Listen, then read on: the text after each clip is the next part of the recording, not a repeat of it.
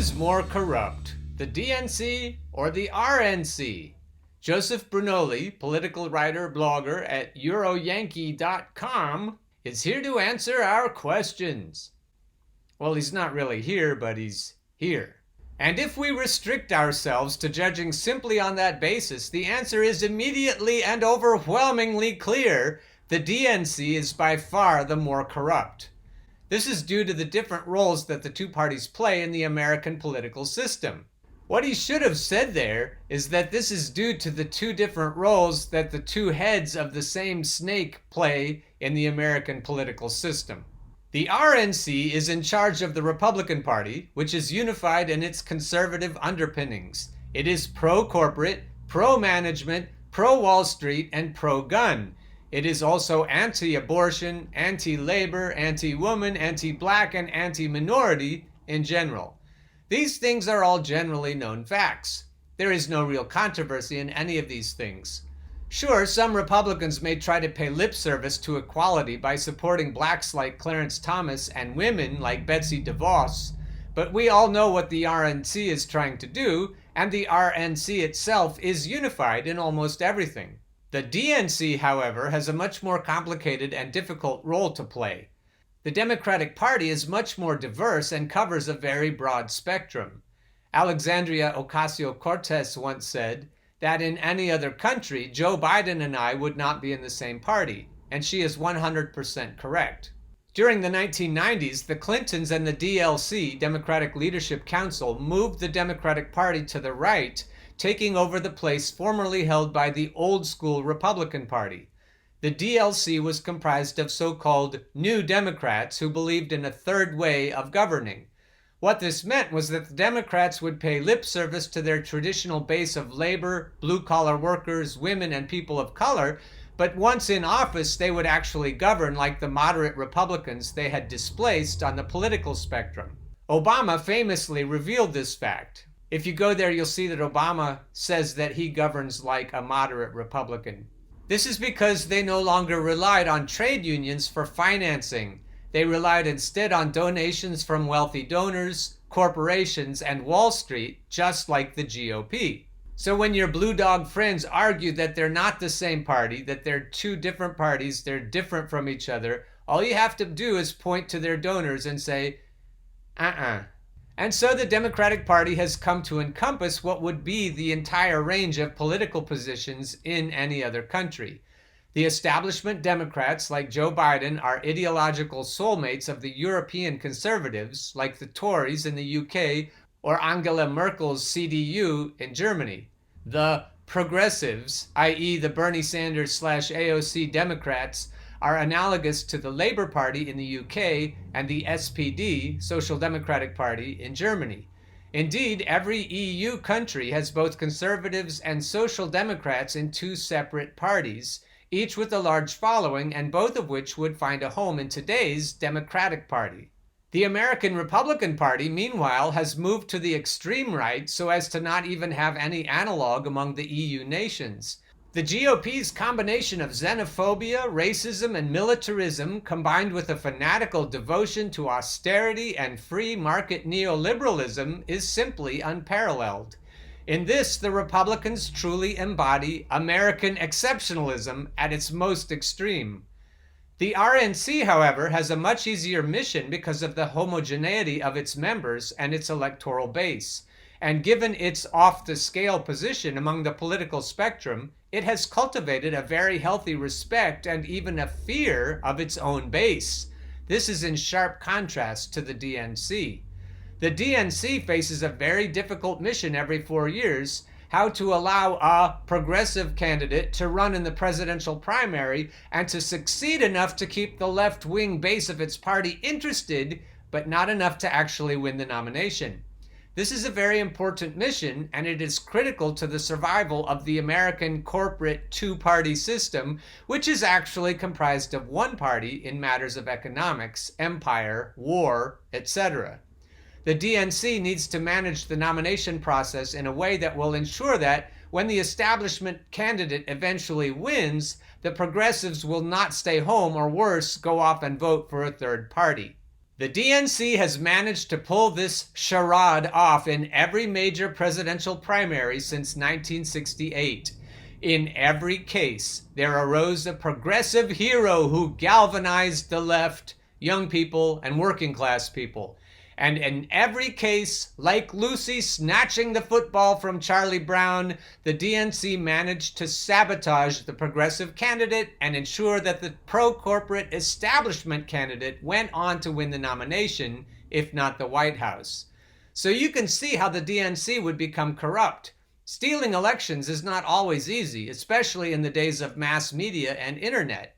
Indeed, the corruption was in plain sight in 2016 and 2020. But the strength of the two-party system is that, when faced with the general election, the DNC is able to sheepdog voters into voting for their candidate. The argument that you need to vote for the lesser evil is used to voter shame their progressive base into holding their noses and voting to keep the Republican candidate from winning.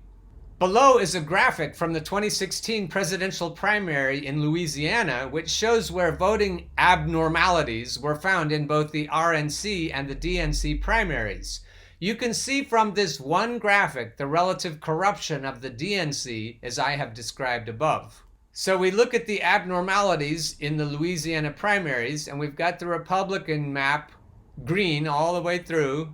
And we've got the Democratic map with one little blue part in the middle, which is an abnormality that favored Bernie Sanders.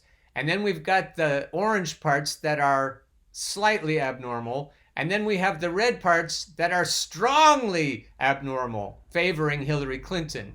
So orange and red favors Hillary Clinton, and green is no abnormality. And then in the state of Louisiana, for the Democrats, there were hardly any green places at all.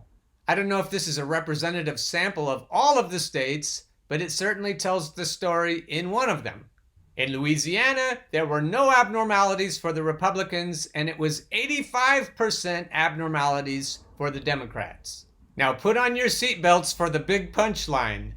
The DNC has become expert in rigging primaries because its primary mission is not to elect a Democrat to office, but rather to prevent a progressive from being elected.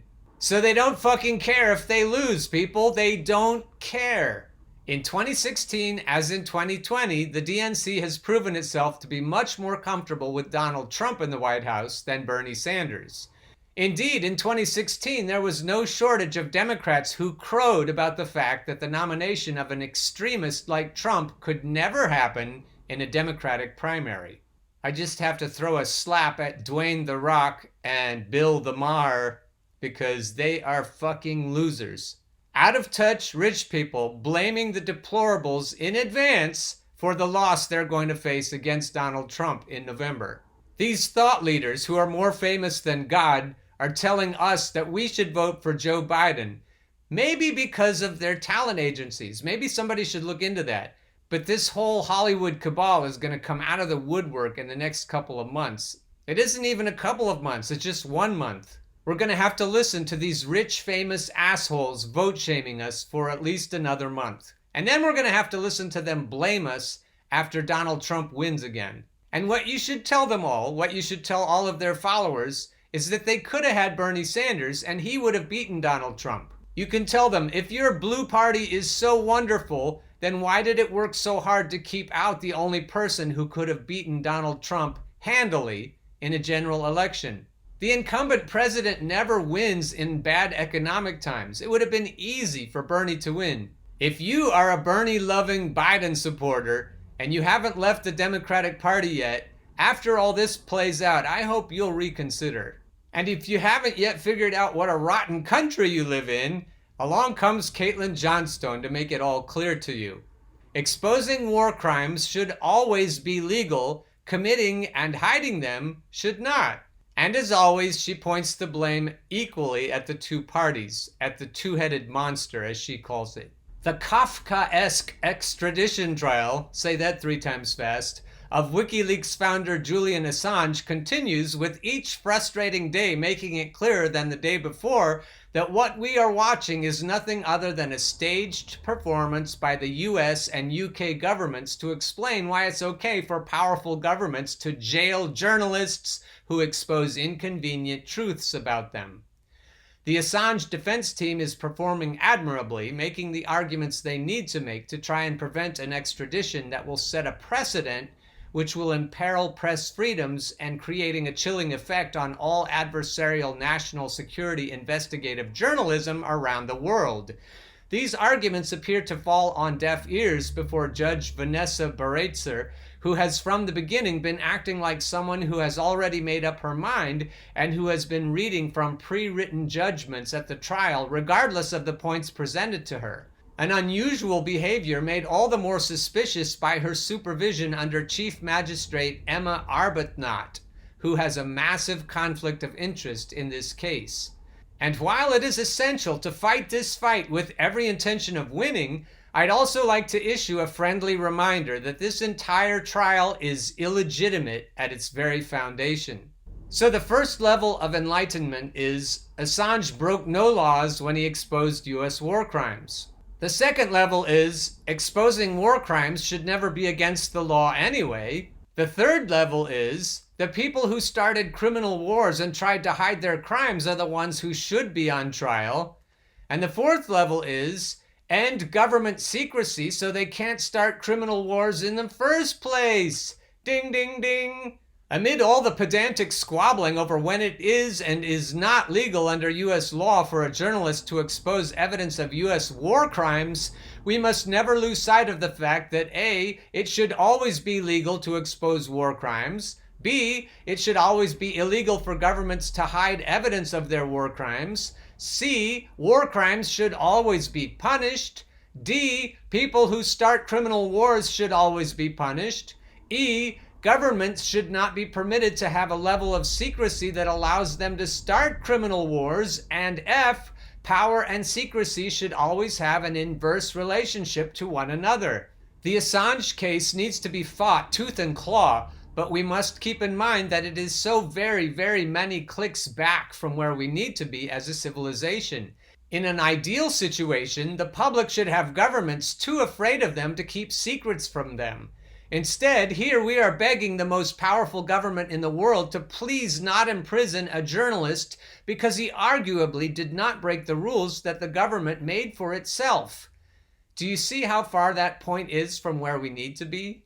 It's important to remember this. It's important to remember that the amount of evil deeds power structures will commit is directly proportional to the amount of information they are permitted to hide from the public. We will not have a healthy world until power and secrecy have an inverse relationship to each other. Privacy for rank-and-file individuals and transparency for governments and their officials. But what about military secrets, one might object?